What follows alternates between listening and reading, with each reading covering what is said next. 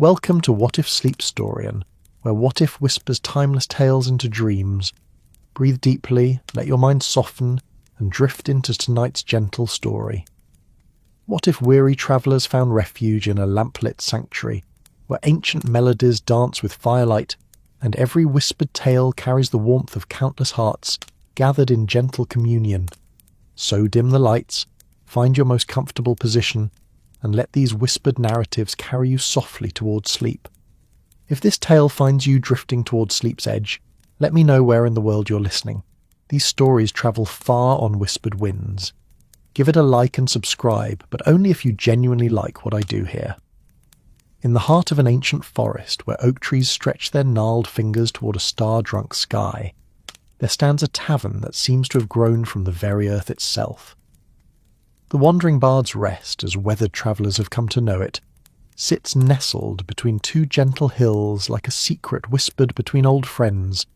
Its timber walls, darkened by countless seasons and warmed by endless hearth fires, glow amber against the velvet darkness of the medieval night. The forest around this sanctuary breathes with the quiet rhythm of centuries. Moss carpets the ground in emerald velvet, soft underfoot and sweet with the scent of earth and rain. Ancient stones, worn smooth by time and weather, mark the winding path that leads weary souls to this haven of warmth and story. Somewhere in the distance an owl calls once, twice, its voice carrying across the stillness like a benediction. The tavern itself seems to pulse with gentle life. Golden light spills from its diamond-paned windows, casting long rectangles of warmth across the forest floor. The wooden shutters, painted forest green and weathered to a soft patina, frame each window like kind eyes. Smoke curls lazily from the chimney, a grey ribbon against the star-scattered sky, carrying with it the mingled scents of burning oak, honeyed mead, and something indefinably comforting that speaks of home to every traveller who catches its fragrance on the night wind. Above the heavy oak door, carved with intertwining vines and sleeping dragons, hangs a sign that creaks gently in the evening breeze. The wandering bard's rest, it proclaims in letters once bold but now softened by time, much like the stories told within. A carved lute decorates one corner of the sign, while a sleeping cat graces the other, as if to say that both music and comfort await within these walls. The door stands slightly ajar, not from carelessness but from invitation. Warm air drifts through the opening, carrying with it the low murmur of conversation, the gentle clink of pewter mugs, and underneath it all the soft, hypnotic strumming of a lute. It's a sound that seems to beckon tired souls, promising respite from the long roads they've travelled and the longer roads yet to come. Inside, the tavern unfolds like a well-loved story. The main room stretches before you, its ceiling supported by massive oak beams that have weathered centuries with the patient dignity of old trees. These beams, darkened by age and countless fires, cast long shadows that dance and flicker in the firelight, creating a canopy of gentle darkness overhead. Dried herbs hang in fragrant bundles from these beams, lavender and rosemary, thyme and sage, their scents mingling with the wood smoke to create an atmosphere of deep, abiding peace. The heart of the room, and perhaps of the tavern itself, is the great stone hearth that dominates the far wall. Built from local fieldstone, worn smooth and blackened by countless fires, it stretches nearly the width of the room. Tonight, as every night, a fire crackles within its embrace, sending dancing shadows across the walls and filling the air with a sweet scent of burning oak and applewood. The flames leap and whisper, creating their own gentle music that harmonizes with the distant strumming of the lute. Before this hearth, scattered like islands of comfort across the worn wooden floor, sit tables and chairs of every description. None match, yet all belong together with the easy harmony of a family long settled in their ways. Here, a round table of polished cherry wood, its surface marked by countless mugs and elbows, countless stories and shared meals. There, a longer table of simple pine, scarred by use but glowing warm in the firelight. Chairs surround these tables, some high-backed and stately, others simple stools worn smooth by generations of travellers. Each seat tells its own story, and all invite rest. The walls themselves seem to breathe with history. Built from local stone and timber, they bear the marks of their years with dignity. Tapestries hang here and there, woven in deep blues and forest greens, depicting scenes of harvest and hunt, of knights and ladies, of simple folk going about their daily lives with quiet contentment. Between these hangings, the walls display the accumulated treasures of countless visitors. A sword from distant lands, its blade long since retired from battle. A cloak pin shaped like a raven. A small painting of a castle glimpsed through morning mist. Each item carries its own story, adding to the rich tapestry of memory that fills this place. But tonight, as most nights, the eye is drawn irresistibly to the figure seated on a low wooden platform near the hearth. The bard, for that is surely what he is, sits with the easy grace of one who has found his place in the world. His chair, carved from a single piece of oak and worn smooth by countless performances, seems to embrace him as he settles into his evening's work. A small table beside him holds a pewter mug, half empty and forgotten in the gentle intensity of his craft. He is a man perhaps 40 years of age, though the exact number matters little. His face bears the weathered kindness of one who has travelled many roads and learned to find joy in the journey itself. Dark hair, touched with premature silver at the temples, falls in gentle waves to his shoulders. His eyes, deep brown and warm with humour, survey his small audience with the fond attention of a shepherd counting his flock. When he smiles, which is often, lines appear at the corners of those eyes, lines earned through years of laughter and the gentle mockery that wisdom sometimes wears as its disguise. His clothing speaks of a man who values comfort over fashion, practicality over display. A shirt of soft linen dyed the colour of autumn leaves lies open at the throat and rolled at the sleeves. Over this, a vest of brown leather, supple with age and wear, its surface marked by the accumulated patina of countless miles. His trousers are simple wool, dyed forest green, and his boots. His boots tell the true story of his wandering life. Leather soft as silk from wear, shaped by miles beyond counting, they rest easily on the floor before him as he settles into his evening's work. But it is the instrument in his hands that truly defines him, the lute, for that is what it is, though calling it merely a lute seems almost insulting, rests against his chest like a sleeping lover. Its body, carved from wood so old it seems to hold the memory of the forest within its grain, gleams warmly in the firelight. The neck, worn smooth by his fingers and those of its previous owners, bears the accumulated touch of decades. 13 strings of silver and gut catch the light as his fingers move across them, each one tuned to perfection, each one ready to sing at his touch. As his fingers find their familiar patterns across the strings, the lute responds with a sound that seems to come not from wood and wire, but from some deeper place.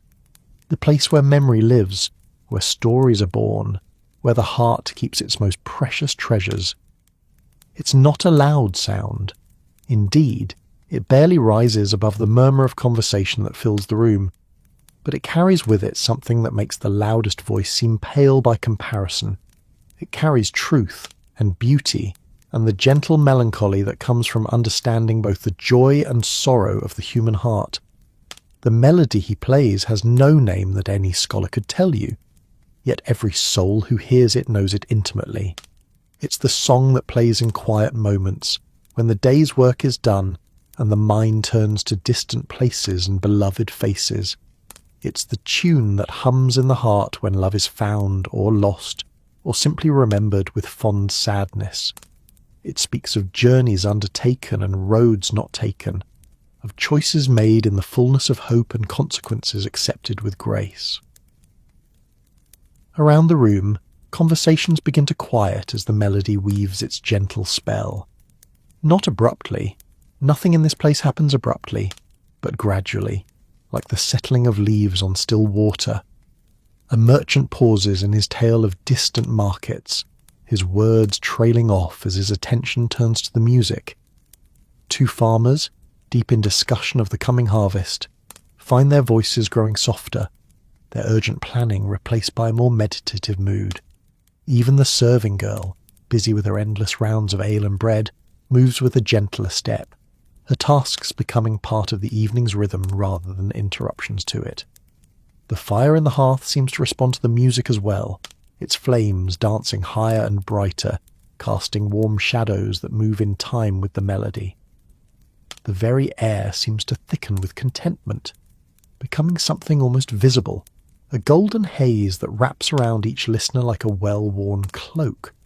This is the magic of the bard's art, not the flashy sorcery of court magicians with their smoke and mirrors, but something far older and more profound. The magic of story, of song, of the human heart speaking to human hearts across the barriers of time and circumstance. As the opening melody draws to its gentle close, the bard's fingers are still on the strings. The silence that follows is not empty but full, pregnant with possibility, rich with anticipation.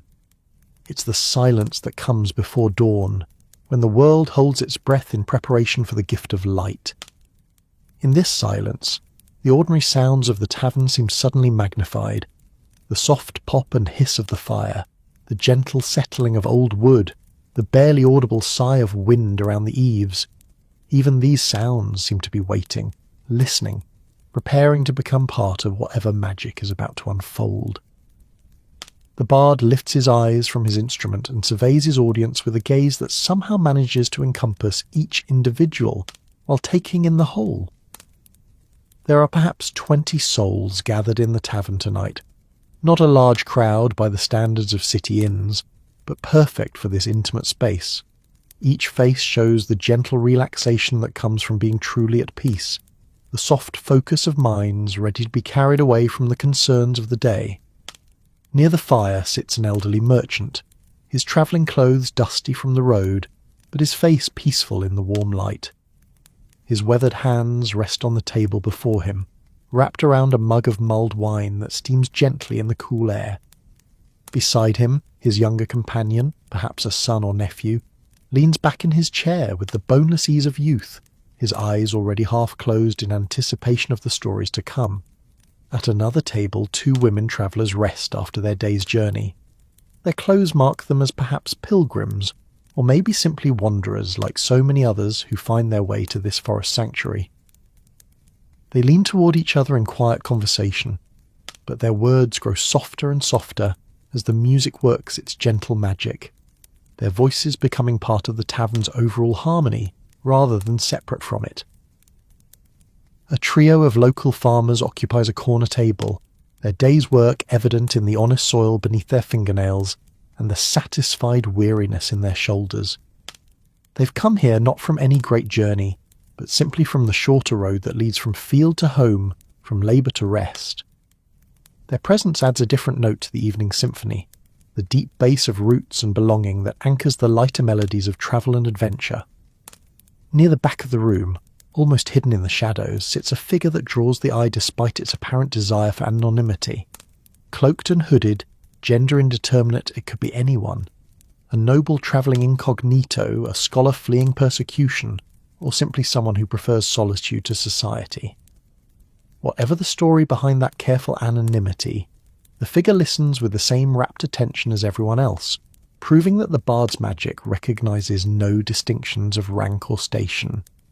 The serving girl, Mara her name is, though few outside the village know it, moves among the tables with practised grace. She's perhaps 20, with the kind of beauty that comes not from perfect features but from perfect contentment. Her brown hair, braided with ribbons of green and gold, catches the firelight as she moves. Her dress, simple homespun dyed the colour of fresh butter, swirls around her ankles as she navigates between tables and chairs. In her hands she carries not just food and drink, but something more precious, the gift of service rendered with joy rather than mere duty. She pauses beside the bard's platform, setting down a fresh mug of ale within his reach. The gesture is small, almost insignificant, but it speaks volumes about the relationship between performer and audience in this place. Here, the bard is not an entertainer hired to provide distraction, but a valued member of a temporary community, someone whose gifts are appreciated and whose needs are anticipated with quiet care. As Mara withdraws to continue her rounds, the bard's fingers return to the lute strings. This time, however, the music that emerges is different. Less pure melody than accompaniment, a gentle foundation upon which words can rest. He clears his throat softly, the sound carrying easily through the attentive silence, and when he speaks his voice carries the same warm resonance as his instrument. "My friends," he begins, and somehow the simple words transform the scattered individuals in the room into something more unified. A gathering, a fellowship, a small community of souls united by nothing more complex than the desire to hear a story well told. My dear friends, as the night settles around us like a comfortable old blanket, and the fire burns bright in its ancient hearth, I find myself thinking of other fires, other gatherings, other nights when stories bridged the gap between strangers and made them, for a brief time, family. His fingers continue their gentle work on the strings, not playing any recognizable melody, but creating instead a sound like distant water over stones, like wind through summer leaves, like the whispered conversations of stars. It's music that doesn't demand attention but rewards it, music that supports rather than dominates the words it accompanies.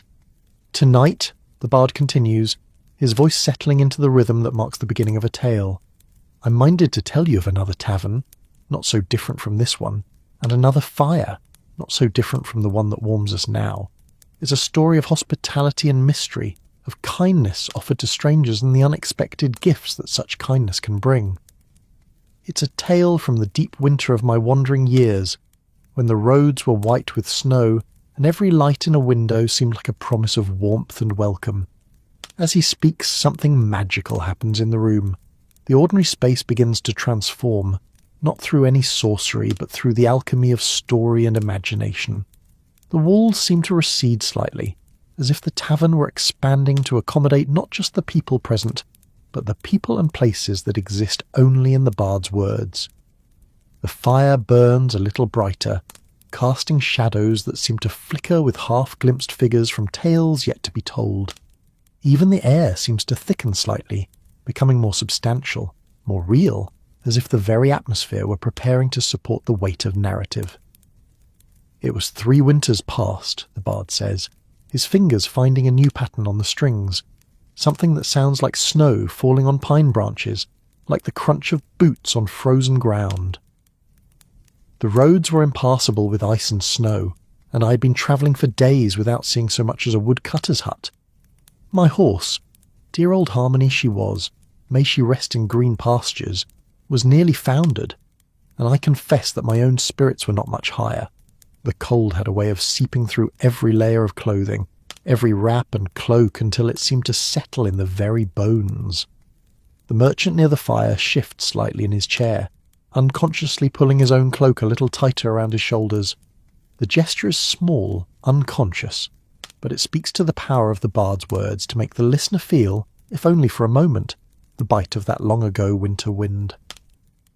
I had begun to think, the bard continues, that I might have to make what shelter I could beneath the trees, and hope to last until morning, when I saw it through the falling snow, a light, small and golden, flickering like a star that had lost its way and found refuge on earth. As we drew closer, Harmony and I, the light resolved into what it was, a window, glowing with warmth and welcome, set in the wall of a tavern that seemed to have been waiting there in the wilderness just for us. His voice takes on a note of wonder, as if the memory still amazes him after all these years. The Frost and Flame it was called, and never was a name more apt. Outside the world was locked in winter's grip, but inside.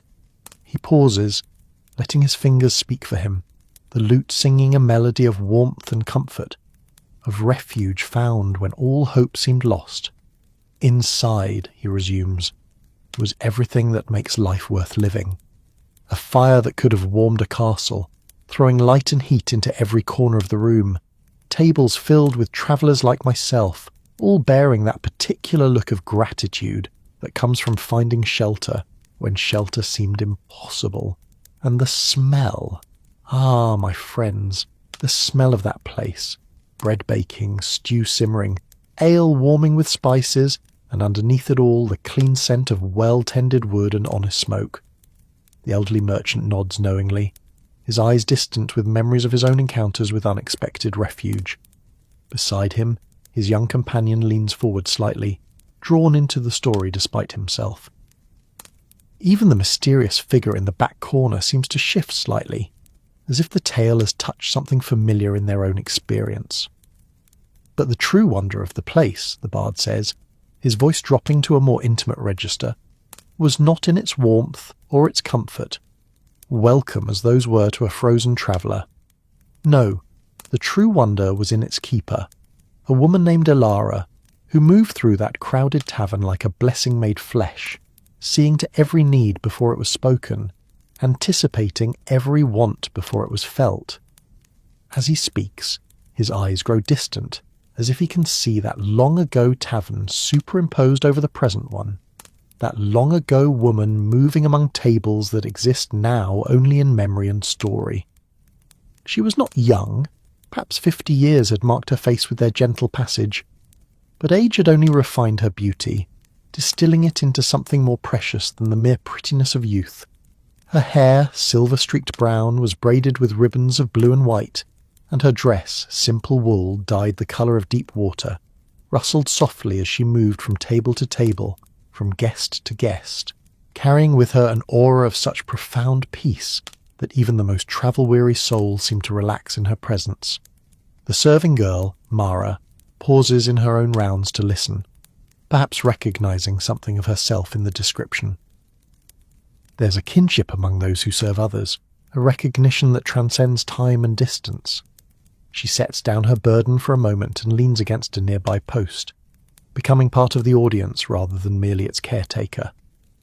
I had barely settled a table near the fire, the bard continued, barely begun to work the feeling back into my frozen fingers, when she appeared at my elbow as if she had materialised from the warmth itself. "You look like a man who could use something hot and substantial," she said, and her voice carried the same warmth as her tavern, the same promise of comfort and care. Before I could answer, indeed, before I had even fully processed her words, she had set before me a bowl of stew that steamed like a blessing, bread that was still warm from the oven, and a mug of mulled wine that seemed to glow with its own inner fire. The lute strings sing softly under his fingers, weaving a melody that speaks of gratitude and unexpected kindness, of the way generosity can transform both giver and receiver. The fire in the present tavern seems to burn a little brighter, as if recognising its kinship with that other fire in that other place.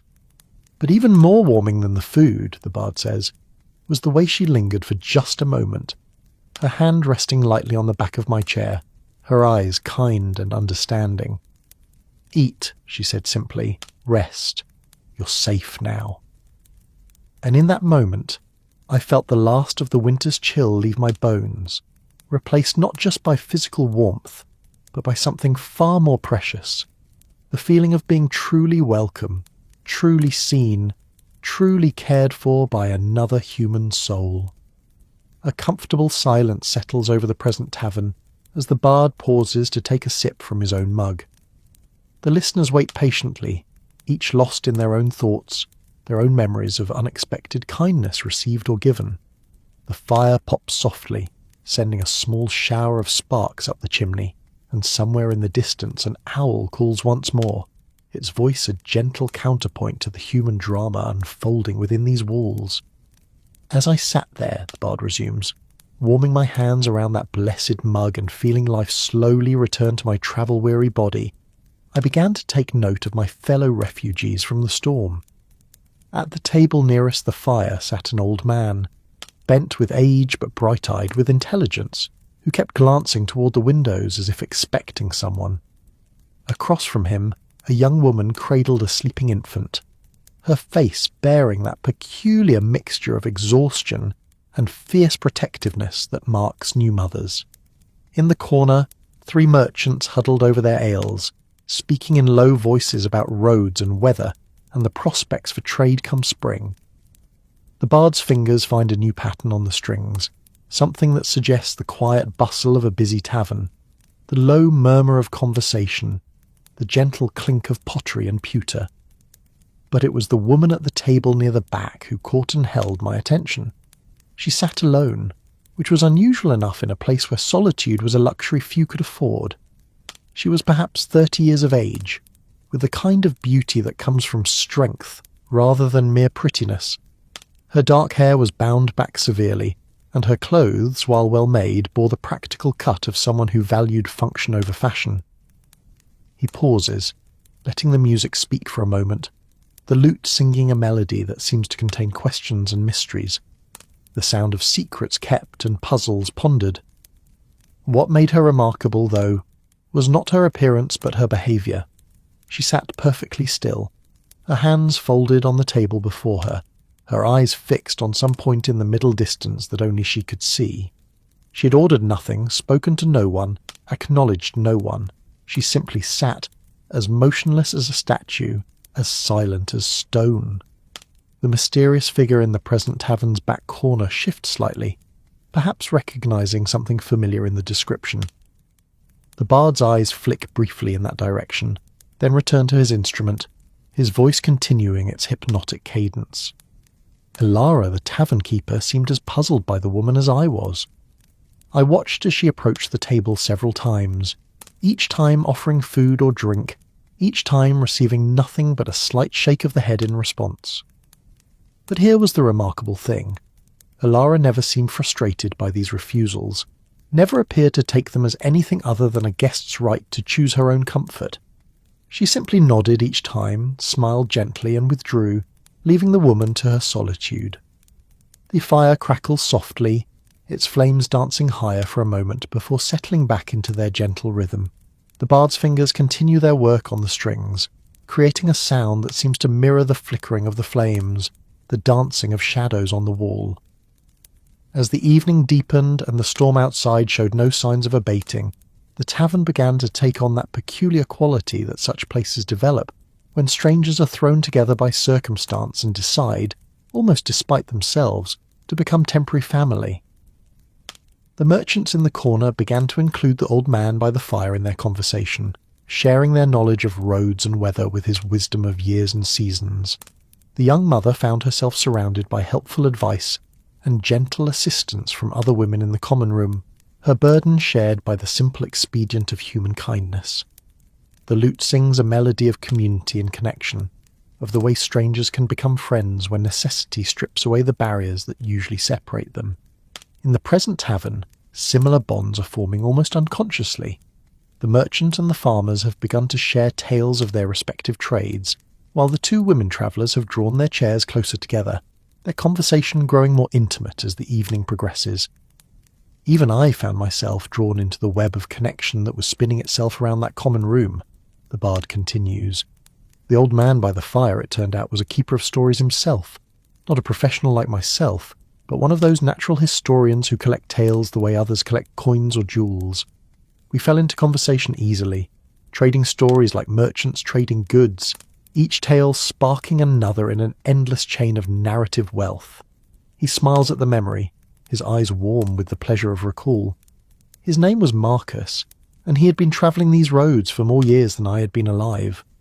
The stories he told, of kingdoms risen and fallen, of heroes forgotten by history but remembered by the heart, of small kindnesses that changed the world in ways their authors never knew, filled the hours as the storm raged outside, making the time pass like a pleasant dream.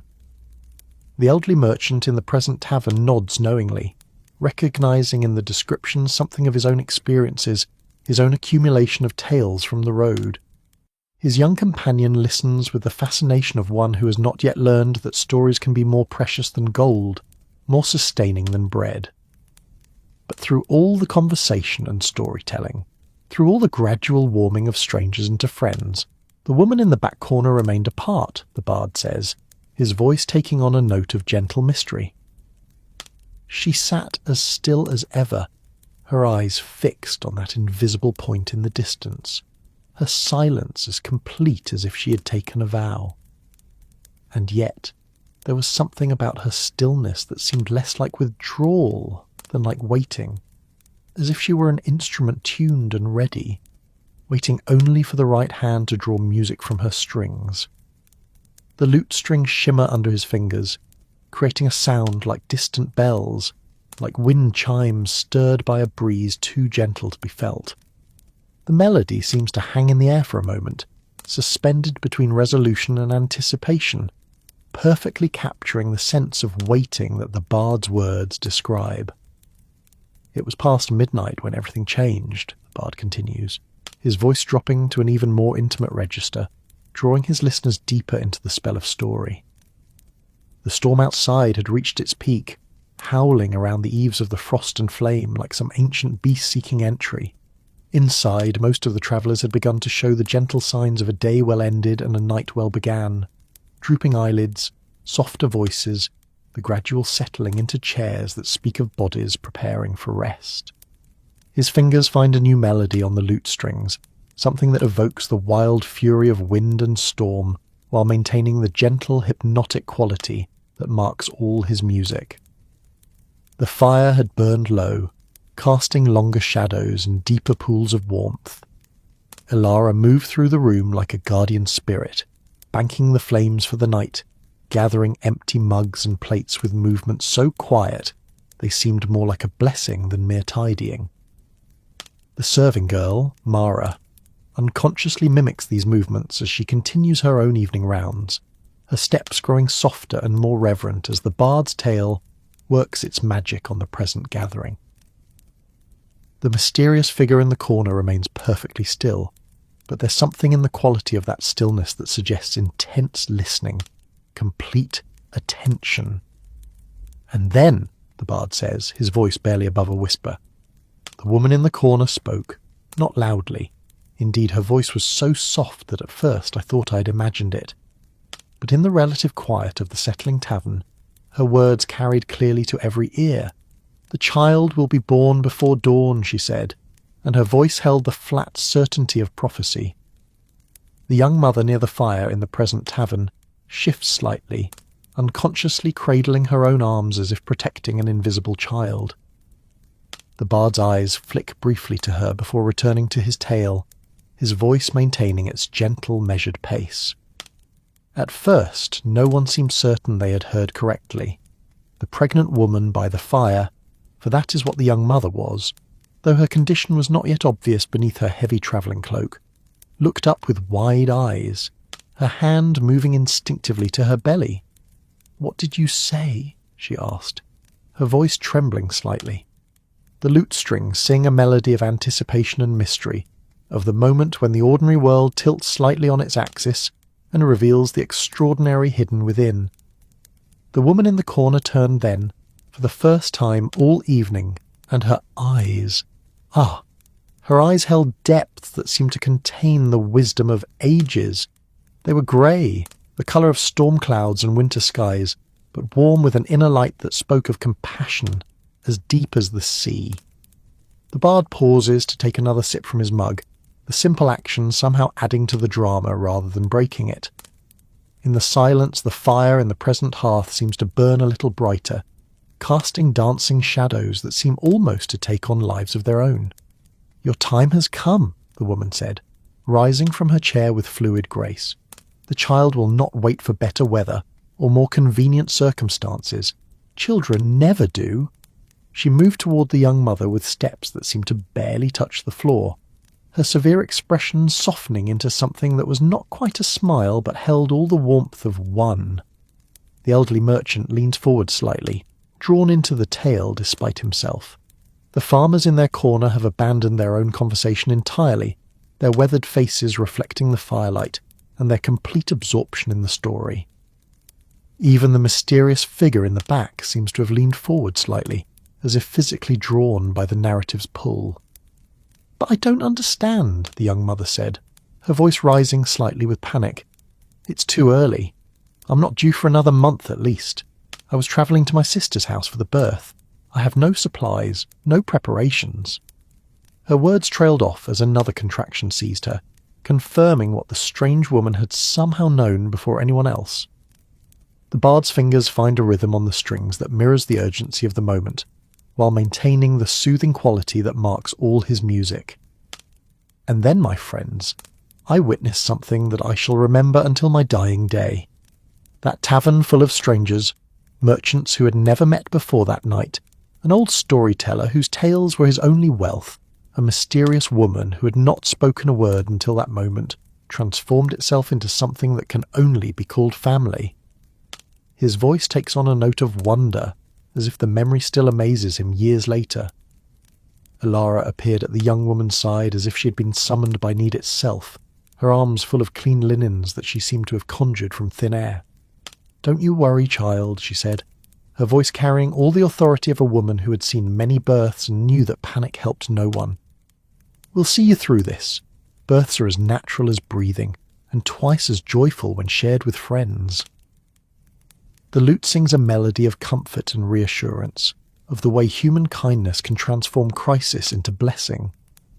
In the present tavern, several of the listeners exchange glances, small smiles of recognition and shared humanity passing between them like gifts.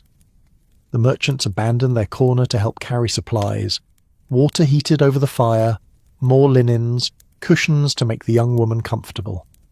Marcus, the old storyteller, appointed himself guardian of the common room, ensuring that everything proceeded with the quiet dignity that such a sacred moment deserved. And the mysterious woman— the bard pauses, his fingers stilling on the strings for a moment.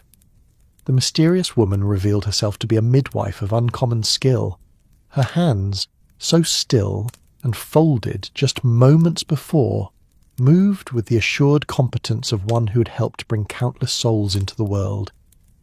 "I am called Mirren," she said simply, as if her name explained everything, "and I have been waiting here for you, though I did not know it until this moment."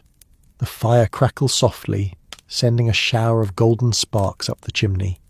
In the present tavern, the atmosphere has become so charged with attention that the very air seems to hold its breath, waiting for the next development in the tale. "What followed," the bard continues, "was the most beautiful dance I have ever witnessed." Myron moved with the calm efficiency of deep knowledge, her hands gentle but sure as she helped the young mother through the ancient ritual of birth. Alara provided whatever was needed almost before it was asked for, her intuition so finely tuned that she seemed to anticipate every requirement. The men, following Marcus's gentle guidance, maintained a respectful distance while remaining ready to help however they could. His voice drops to an even more intimate register, drawing his listeners into the very heart of the mystery. But the truly remarkable thing was the way that stormy winter nights seemed to pause around us, as if the very world were holding its breath in honour of the new life about to enter it. The wind outside grew quiet. The snow fell in gentle silence rather than wild fury, and even the fire in the hearth burned steadier and brighter, as if it too understood the sacred nature of what was unfolding. The bard's fingers returned to the lute strings, creating a melody so soft and reverent that it seems to come from the very air itself.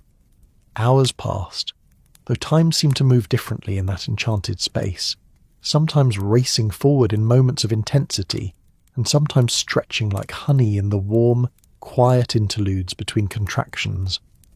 Mirren spoke in gentle murmurs, her voice carrying the authority of ancient wisdom. "Breathe with the pain. Don't fight it.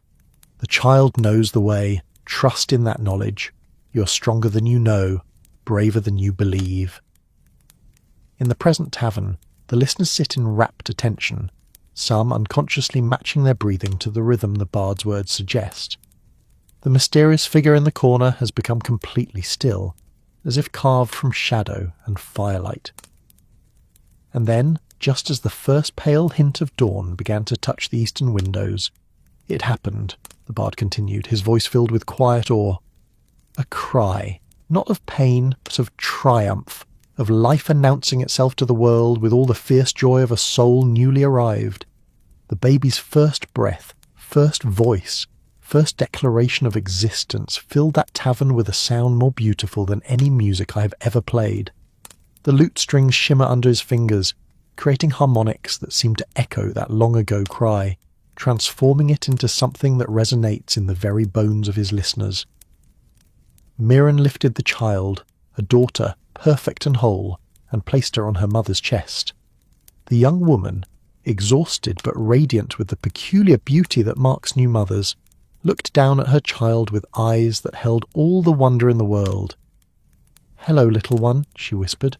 "Welcome to the world. We've been waiting for you." Several of the listeners wiped their eyes discreetly, moved by the simple beauty of the moment the bard describes.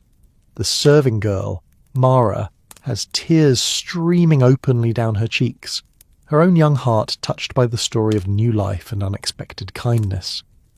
But the magic of that night was not finished, the bard says, his voice growing warm with the memory. As the sun rose over the snow-covered forest, painting the world in shades of gold and rose, each person in that tavern came forward to welcome the newest member of our temporary family. Marcus offered a blessing in words so old their origins were lost in the mists of time. The merchants, gruff men more used to dealing in goods than emotions, brought gifts, a silver coin for luck, a silk scarf to keep her warm, a small carved horse that one of them admitted had been his own lucky charm for 30 years. The lute sings a melody of generosity and welcome, of the way human hearts can expand to encompass strangers as if they were blood relations. Elara brought food, rich broth for the new mother, sweet cakes to celebrate the birth, and a tiny cup carved from apple wood for the baby's first sip of blessed water. Each gift was given not from obligation, but from the simple overflow of hearts made larger by witnessing miracle. The bard pauses to drink from his mug, his eyes distant with memory.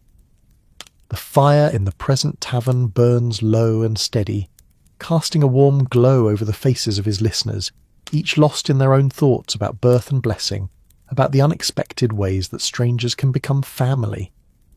And Mirren, he continues, Mirren, who had sat in silence for so many hours, waiting without knowing what she waited for, came forward last of all. In her hands she carried something that made even that room full of wonders fall silent with awe. A blanket of the finest wool, dyed the colour of spring grass and embroidered with silver thread that caught the morning light like captured stars. The mysterious figure in the corner leans forward slightly, and for just a moment the firelight catches the edge of a face beneath the hood, a glimpse of silver hair, of eyes that might be grey as storm clouds. "I have been carrying this for 7 years," Myron said, her voice soft but carrying clearly through the hushed room. "I made it for my own daughter, who was never born, and I have carried it with me everywhere I've travelled, waiting to know why. Now I understand. It was always meant for her." She placed the blanket around the sleeping baby with hands that trembled slightly, her own eyes bright with unshed tears. The lute strings vibrate with a melody that speaks of grief transformed into blessing, of loss that finds its meaning in unexpected gift. The bard's voice grows even softer, more intimate, drawing his listeners into the very heart of the story's meaning. The young mother looked up at Mirren with eyes full of gratitude and understanding. "What was your daughter's name?" she asked gently. "Eleanor," Mirren replied. "Her name was to be Elene, which means light." The young mother smiled, expression so radiant it seemed to illuminate the entire room. "Then that shall be her middle name, if you'll consent to be her godmother. For she is clearly a child, blessed by many mothers, watched over by many guardians." A comfortable silence settles over the present tavern, as the bard allows the beauty of that moment to resonate in his listeners' hearts. The fire burns steadily, its flames dancing in harmony with the gentle music that continues to flow from the lute strings. "And so it was," the bard continues, "that a winter storm that should have been nothing but hardship became instead the setting for one of the most beautiful nights of my life. A tavern full of strangers became a family, if only for those few precious hours.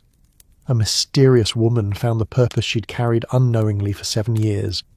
A child was born into a world made warmer by the kindness of people who had never met before and might never meet again." His fingers find a new pattern on the strings, something that speaks of morning light and new beginnings, of journeys resumed and paths that diverge but carry with them the memory of connection. When the roads cleared 2 days later, We went our separate ways, as travellers must.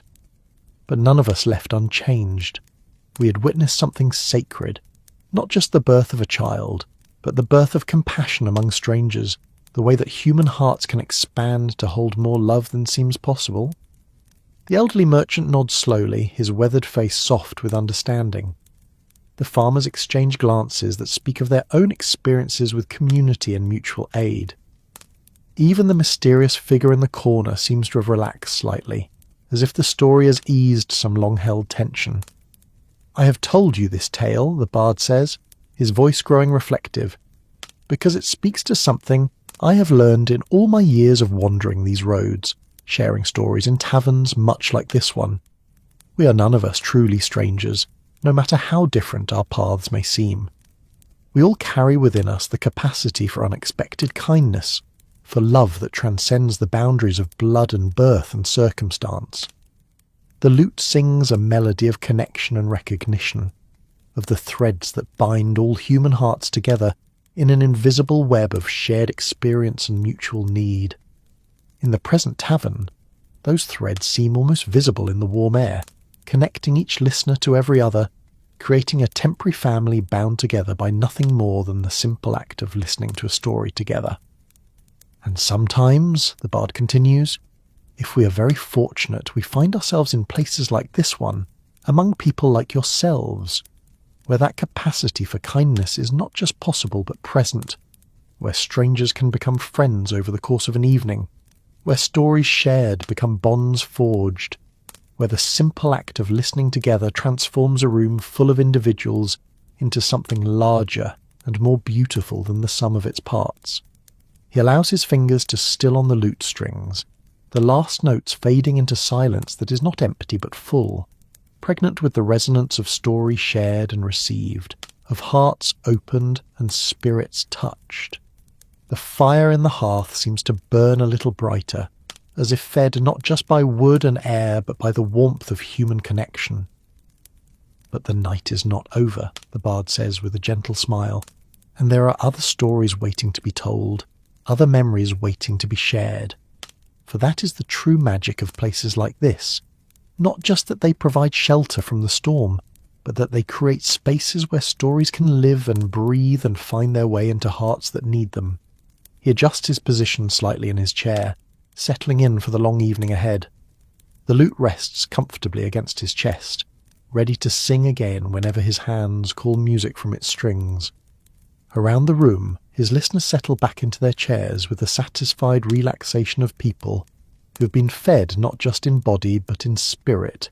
"Let me tell you now," the bard continues, "of another night, another journey, another encounter with the unexpected gifts that await those who travel with open hearts and curious minds. This tale takes place not in winter, but in the deep green heart of summer, when the roads are dry and dusty and the air shimmers with heat that makes even the shortest journey feel like an epic quest." His fingers begin to move across the strings again, this time creating a melody that evokes the languid warmth of summer evenings, the drone of insects in flowering meadows, the way heat rises from sun-baked earth in shimmering waves. The music itself seems to carry the scent of honeysuckle and new-mown hay, the sound of distant thunder promising rain that may or may not come. "I was travelling south that summer," the bard says, his voice taking on the rhythm of memory and narrative, following roads that wound through countryside so beautiful it seemed like something from a poet's dream. The fields stretched out on either side of the path, golden with grain ready for harvest, punctuated by groves of ancient oaks whose shade was more precious than silver to a weary traveller. The lute strings continue their gentle conversation, weaving melodies that support and enhance the words without overwhelming them. In the present tavern, the listeners lean back in their chairs, some closing their eyes to better visualize the summer landscape the bard describes. "It was near evening when I came upon the village," he continues, a small settlement nestled in a valley between gentle hills, its thatched roofs and whitewashed walls glowing warm in the slanted light of the setting sun. Smoke rose from a dozen chimneys, carrying with it the mingled scents of cooking fires and evening meals, of bread baking and stews simmering, of a community settling into the peaceful rhythm of day's end. The serving girl, Mara, moves quietly among the tables, refilling mugs and removing empty plates with movements so practiced they seem almost choreographed. Her presence adds to, rather than distracts from the bard's tale, another layer in the complex symphony of tavern life. But what drew my attention was not the ordinary comfort of the village, but something extraordinary happening in the square at its heart, the bard says, his voice taking on a note of wonder. A celebration was in progress, not the wild revelry of harvest festival or wedding feast, but something quieter and more profound. Lanterns hung from every tree and post, their gentle light creating pools of gold in the gathering dusk. Tables had been set up in the open air, laden with food and drink, surrounded by people of all ages who moved with the easy familiarity of lifelong neighbours.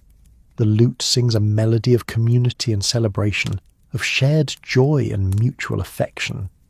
In the present tavern, several listeners smile unconsciously, perhaps remembering their own experiences of village festivals and community gatherings. As I approached, leading my faithful horse and trying to decide whether I dared intrude upon what was clearly a private celebration, an elderly woman detached herself from the crowd and came toward me with a kind of purposeful stride that suggested someone accustomed to taking charge of situations, the bard continues. She was perhaps 70 years of age, but age had only refined her natural authority into something that commanded respect without demanding it. Her white hair was braided with ribbons of gold and green, and her dress, while simple, was clearly her finest, saved for occasions of particular importance. He pauses to take a sip from his mug, using the brief silence to let the image settle in his listeners' minds. The fire crackles softly, sending another shower of sparks up the chimney, and somewhere in the distance an owl calls once more, its voice a gentle counterpoint to the human drama unfolding within the tavern walls. "You look like a man who could use a good meal and a soft bed," she said, and her voice carried the kind of warm authority that made agreement seem not just polite but inevitable. "I am Grandmother Sarah. Everyone calls me that, whether we share blood or not, and you are more than welcome to join our celebration. We're marking a special occasion tonight, and the more hearts that share in joy, the brighter that joy burns." The bard's fingers find a new pattern on the strings, something that speaks of welcome and inclusion, of the way some people seem born to gather others around them like a mother hen gathering chicks. Before I could protest that I didn't wish to intrude, that I was a stranger with no right to share in their private joy, she had taken my horse's reins with one hand and my arm with the other, leading me into the heart of the celebration with the kind of gentle determination that brooks no argument. The elderly merchant in the present tavern chuckles softly, recognizing perhaps his own encounters with formidable elderly women who rule their communities through sheer force of loving personality. His young companion looks slightly puzzled, not yet having lived long enough to understand the peculiar power of grandmothers who have decided to take someone under their wing. And so I found myself, the bard continues, seated at a table laden with more food than I had seen in months of travel, surrounded by people who welcomed me as if I were a long-lost cousin returned home after years of wandering. The feast before us was a testament to the abundance of both earth and heart, roasted meats and fresh-baked bread, vegetables from gardens still warm with the day's sun, fruits that spoke of careful tending and patient waiting for perfect ripeness. The lute strings shimmer with a melody that somehow captures the essence of abundance, of tables groaning under the weight of generosity, of cups filled not just with wine but with welcome. The bard's voice takes on the warmth of shared memory, of experiences that grow more precious with the passage of time. But even more nourishing than the food was the conversation that flowed around that table like wine poured from an inexhaustible vessel, he says. Stories were shared as freely as bread, memories passed from hand to hand like precious heirlooms, laughter that rang out clear and sweet in the warm evening air. I learned of births and deaths, of loves found and lost, of small triumphs and gentle sorrows, of all the threads that weave together to create the tapestry of a community's life. The mysterious figure in the corner has grown perfectly still again, but there's something in that stillness that suggests not withdrawal, but intense attention. as if every word of the bard's tale is being carefully weighed and treasured. As the evening deepened and the lanterns grew brighter against the gathering darkness, I finally gathered courage to ask the question that had been forming in my mind since my arrival, the bard says. "What are we celebrating?" I asked Grandmother Sarah, who sat beside me like a benevolent queen presiding over her court. "What special occasion brings the whole village together on such a beautiful evening?" He pauses, letting the question hang in the air for a moment, his fingers stilling on the lute strings. The silence that follows is expectant, charged with the anticipation that comes when a story approaches its heart, its hidden meaning, its moment of revelation.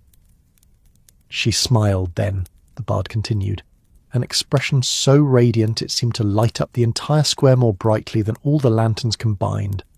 "Tonight," she said, "we celebrate the fact that young Thomas here," she gestured toward a boy of perhaps 16 who sat across from us, his face flushed with embarrassment and pride, "has learned to read.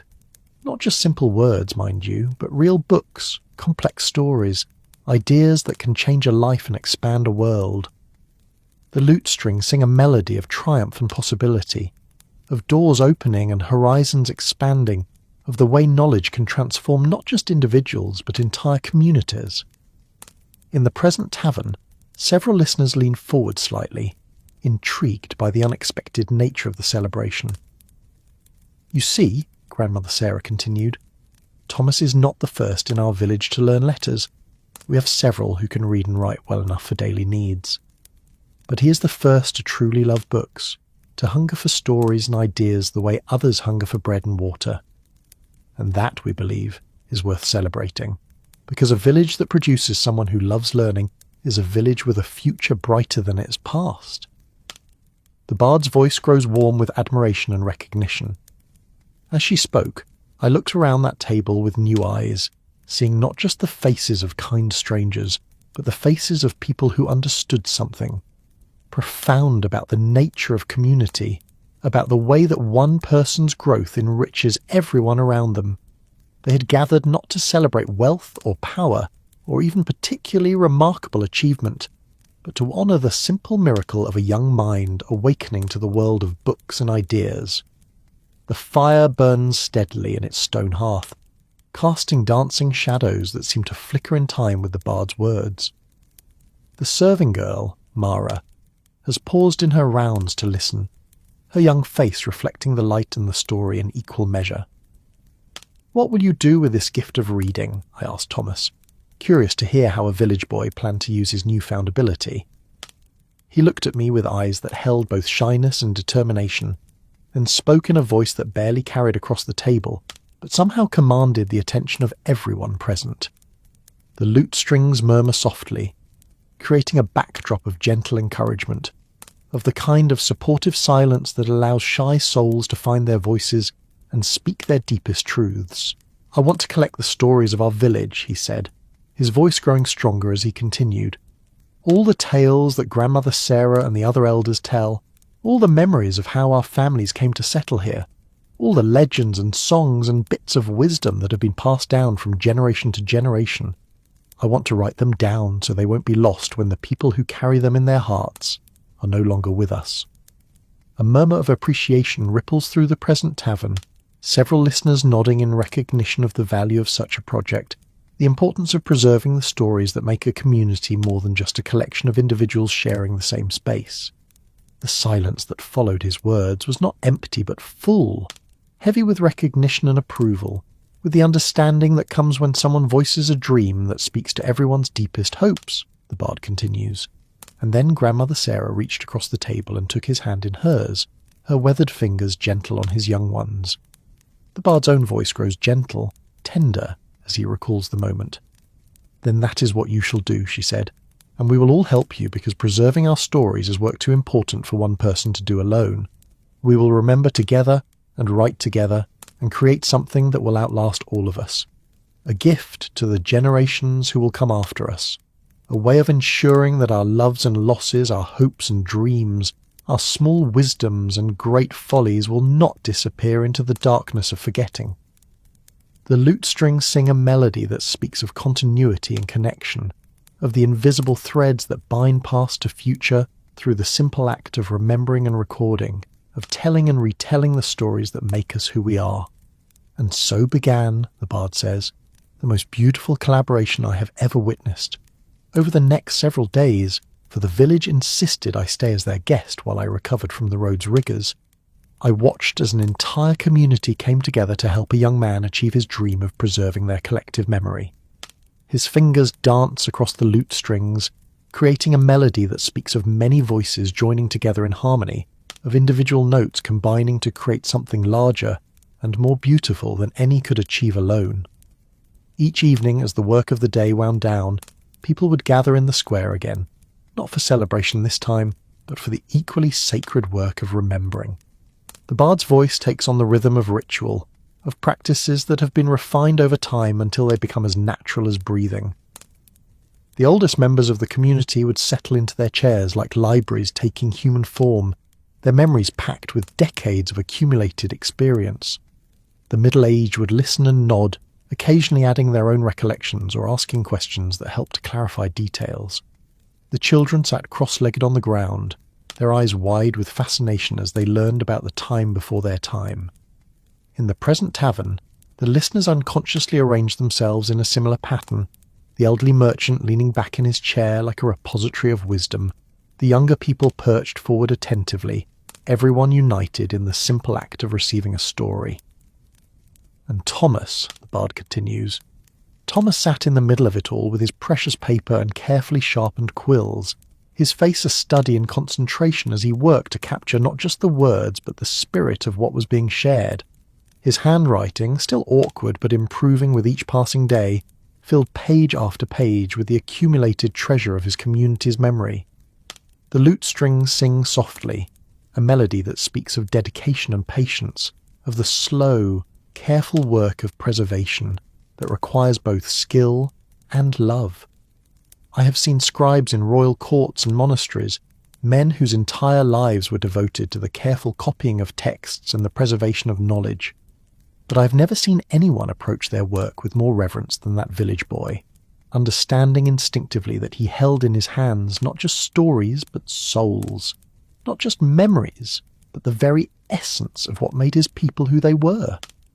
The mysterious figure in the corners leaned forward slightly, and for a moment the firelight catches more of the face beneath the hood, eyes that are indeed grey as storm clouds, but warm with recognition and perhaps memory of similar moments, similar dedications to the preservation of story. The tales that emerged during those evening sessions were like jewels pulled from the earth of memory, the bard says, his voice growing rich with appreciation. There was the story of how the village was founded, when a group of families fleeing some long-forgotten war had found this valley and recognized it as a place where they could build something lasting. There were tales of the great flood that had come 30 years before, and how the community had pulled together to rebuild what was lost and create something even stronger than what had been swept away. The fire crackles softly, its flames dancing higher for a moment before settling back into their steady rhythm. The bard's words seem to call forth the very spirits of those long-ago people, their voices echoing faintly in the warm air of the present tavern. There were love stories, oh, such love stories, of couples who had met in the most unlikely circumstances and loved against all odds. Tales of great-grandparents who had courted across family feuds and won their love through persistence and patience.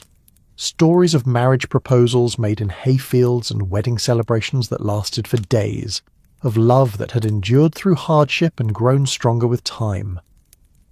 The serving girl, Mara, sighs softly, her romantic heart clearly touched by the descriptions.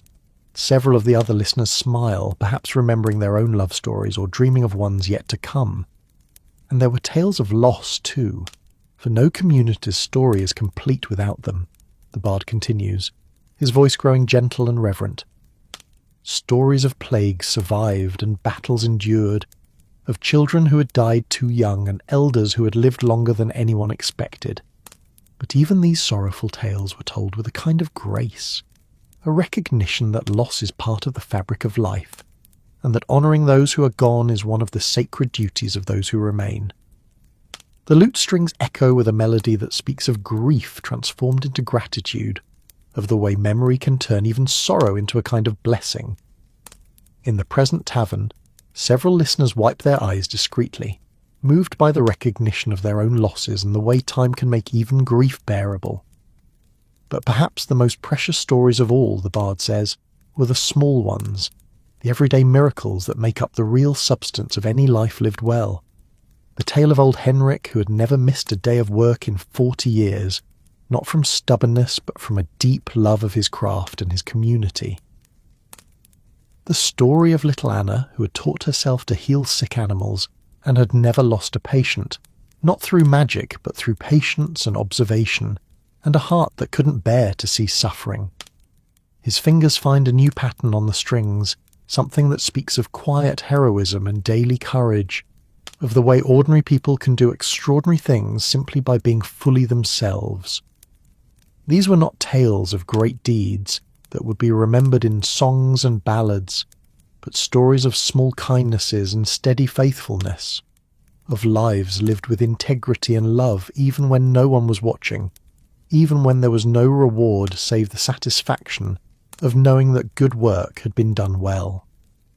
The elderly merchant nods slowly, recognizing perhaps his own unsung heroisms, his own daily choices to do right even when it would be easier to do otherwise.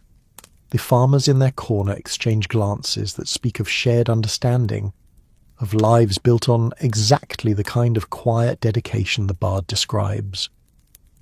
As the days passed and the pages filled with carefully preserved memory, something beautiful began to happen, the bard continues. The act of remembering together, of sharing their stories and seeing them transformed into permanent form, seemed to strengthen not just their sense of history, but their sense of community. They began to see connections they had never noticed before, patterns that linked past to present and suggested possibilities for the future. The lute sings a melody of discovery and recognition, of the way understanding deepens when we take time to really look at the stories we carry and share. They realize that the qualities they most admired in their ancestors, resilience, generosity, the ability to find joy even in difficult circumstances, were qualities they themselves possessed and were passing on to their children. They saw that their small village, which had sometimes seemed insignificant in the larger world, was actually a place of remarkable richness, a community that had produced generation after generation of good people living good lives. The fire burns steadily, casting a warm glow over the faces of the present listeners, each lost in their own thoughts about heritage and legacy, about the stories they carry and the ones they hope to leave behind. On my last evening in that village, the bard says, his voice growing soft with memory, they held another celebration, not as elaborate as the first one, but in some ways even more meaningful. Thomas stood before the assembled community with a leather-bound book in his hands, the first volume of their collected stories copied in his careful handwriting and bound by the village leatherworker with covers that would protect those precious words for generations to come. The lute strings shimmer with a sound like distant bells, like the moment when something precious is revealed and recognized for what it truly is.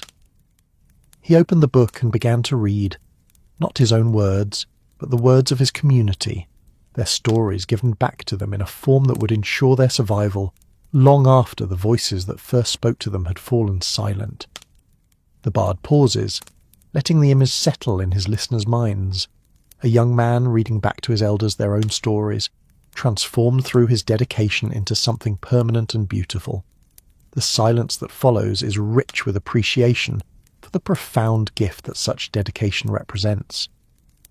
And as he read, the bard continued, I saw tears in the eyes of people who rarely showed such emotion, recognition of the fact that their lives, their ordinary, precious, irreplaceable lives, had been deemed worthy of preservation, worthy of being remembered and retold. They saw themselves reflected in Thomas's careful words not as they sometimes felt, small and insignificant in the vastness of the world, but as they truly were, links in an unbroken chain of human experience, carriers of wisdom and love and stories worth preserving. The mysterious figure in the corner has become completely still, but there's something in that stillness that suggests deep recognition, as if the tale has touched something profound in their own experience. When Thomas finished reading, the applause that followed was not the wild cheering of excitement, but the deeper, more lasting sound of gratitude and recognition, the bard says. And then Grandmother Sarah stood up, slowly, for age had begun to mark her movements, but with the dignity of someone who had something important to say. The lute strings whisper softly, creating a backdrop of respectful attention for whatever wisdom is about to be shared. "Thomas," she said, her voice carrying clearly through the evening air, "you have given us a gift more precious than gold or silver. You have given us ourselves, reflected back in words that will outlast our bodies and our memories. You have made us immortal in the best possible way, not by preserving our flesh, which must inevitably return to dust, but by preserving our stories, which can live forever in the hearts of those who come after us." The bard's voice grows warm with admiration and affection. "But more than that," she continued, "you have shown us the true meaning of education, of learning to read and write and think clearly. These skills are not valuable because they allow us to rise above our station or impress others with our cleverness. They are valuable because they allow us to serve our communities, to preserve what is precious and share what is beautiful, to build bridges between past and future that can carry the best of who we are across the gaps that time creates." Several of the listeners nod in recognition, understanding perhaps for the first time the true purpose of knowledge and skill, not personal advancement but community service, not individual glory but collective preservation. As I prepared to leave the next morning, the bard continued, Thomas approached me with a small bundle wrapped in oiled cloth. "A copy of some of our stories," he said, his young face serious with the weight of the gift he was offering, "so that you can carry a piece of our village with you on your travels and perhaps share our tales in other places where people might appreciate them." The lute strings sing a melody of connection and continuity, of the way stories travel from place to place and heart to heart, binding communities together across vast distances. I accepted that gift with the reverence it deserved, understanding that he was entrusting me with something more precious than mere entertainment.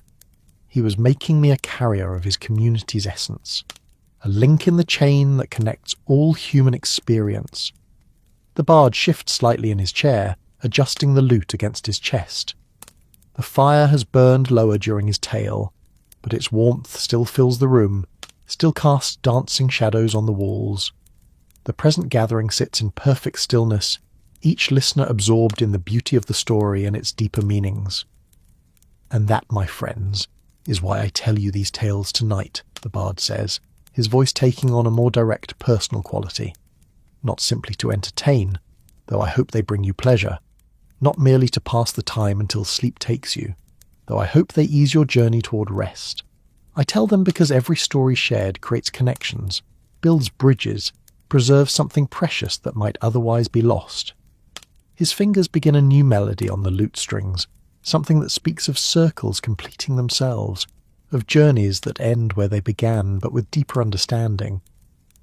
We are all carriers of stories, every person in this room, every soul who has ever drawn breath and made choices and loved others and faced the great mystery of existence.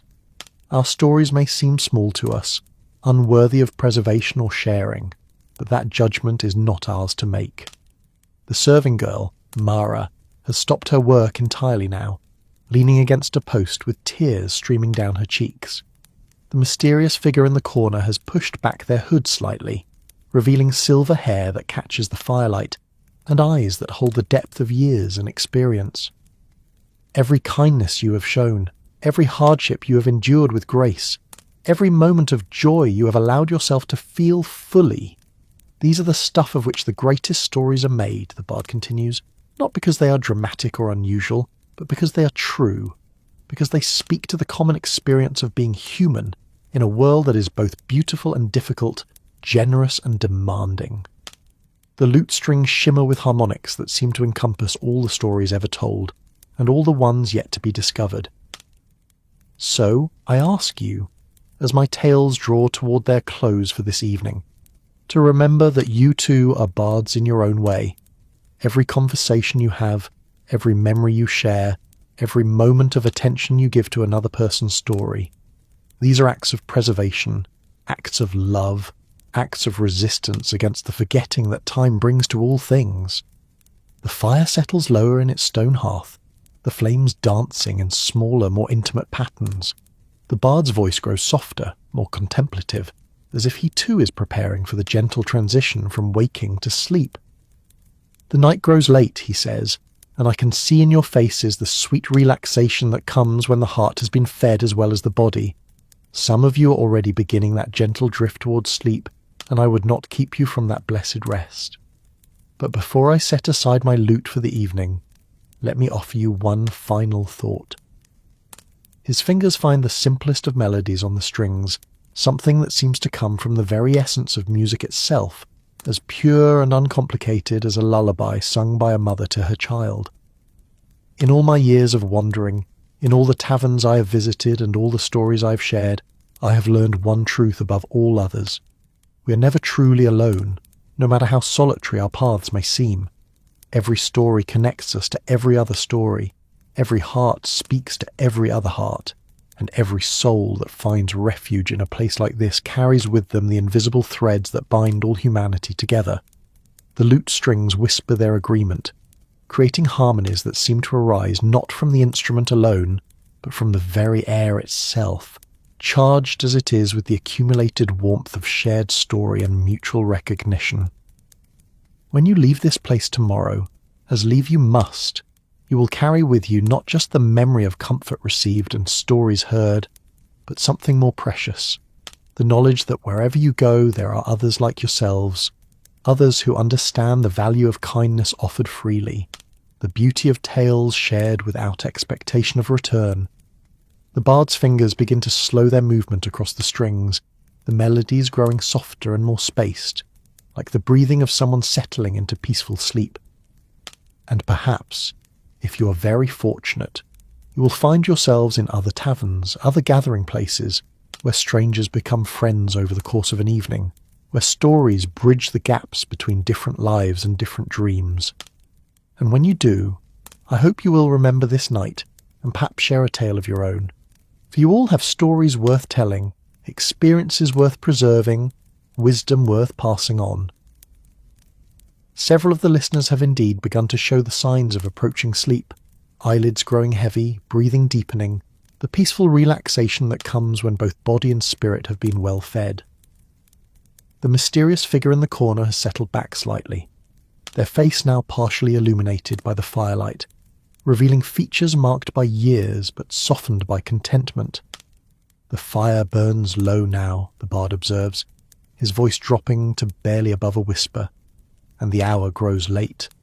The forest outside sleeps in peace, wrapped in darkness that is not empty but full of the dreams of creatures great and small, full of the slow growing of trees and the patient turning of seasons, full of all the gentle mysteries that make the world more wonderful than we often remember to notice. The lute strings sing one final achingly beautiful melody, something that speaks of completion and satisfaction, of stories told and hearts touched, of the perfect peace that comes when the day's work has been done well and rest has been truly earned. As the last notes fade into the warm silence of the tavern, the bard carefully sets his instrument aside, treating it with the reverence due a faithful companion. "Sleep well, my friends," he says, his voice soft as a blessing, warm as a benediction. "Dream of the stories we have shared tonight, and of the stories yet to come. Dream of the connections that bind us all together across the barriers of time and distance and difference. And know that tomorrow, whatever roads you choose to follow, you carry with you the warmth of this evening, the memory of fellowship found in unexpected places, the certainty that somewhere in the world there are always others who understand the value of stories shared and kindness freely given. The fire settles into glowing coals, still radiating warmth but no longer demanding attention with its dancing flames. The serving girl, Mara, moves quietly among the tables, banking the other small fires in the room's corners, ensuring that the warmth will last through the night for any who need it. Her movements are so gentle they seem more like a mother tucking children into bed than mere tavern maintenance. Some of the travellers have already begun to make their way toward the stairs that lead to the sleeping rooms above, their steps slow and peaceful, their faces wearing the soft expressions of people whose hearts have been touched by beauty. Others remain in their chairs, not quite ready to break the spell of the evening, content to sit in the gentle silence and let the bard's words settle into their memories like seeds planted in fertile ground. The elderly merchant stays seated near the fire, his young companion now openly dozing in the chair beside him. The old man's weathered hands rest peacefully on the table before him, and his eyes hold the distant look of someone reviewing a lifetime of memories, perhaps seeing his own experiences reflected in the tales he's heard tonight. The two women travellers lean against each other in companionable silence, their earlier conversation replaced by a deeper communication that requires no words. They have found in each other, and in this evening, something that transcends the mere accident of shared lodging, a recognition of kindred spirits, a friendship that may last long beyond their time in this forest sanctuary. The farmers in their corner sit in the comfortable quiet of people who work with their hands and understand the value of both labour and rest. Their faces show the deep satisfaction of men who have been reminded that their daily work, humble as it may seem, is part of the larger human story of sustaining life and building community. And the mysterious figure, no longer quite so mysterious with their hood pushed back and their face revealed in the firelight, sits in contemplation that seems to encompass not just the evening's stories, but years of accumulated experience. Their grey eyes hold depths that speak of many roads travelled, many tales heard and told, many nights like this one treasured in the vault of memory. The bard himself remains seated on his small platform, though he has set aside his lute and relaxed into his chair with the boneless ease of someone whose work is complete. His eyes survey his small audience with the fond satisfaction of a shepherd counting his flock, seeing each face touched by peace, and knowing that his stories have found their mark, have done their work of connection and comfort and gentle inspiration. There is magic in nights like this, he says, so quietly that his words seem to arise from the very air itself rather than from any human throat. Not the flashy sorcery of court magicians or the dark arts that frighten children in their beds, but the deeper magic that connects heart to heart and story to story. The magic that reminds us that we are all part of something larger than ourselves, all carriers of the great human story that began with the first words spoken around the first fire and will continue as long as there are hearts to feel and voices to share what they have felt. The coals in the hearth pulse gently, their red glow painting the room in shades of warmth and comfort.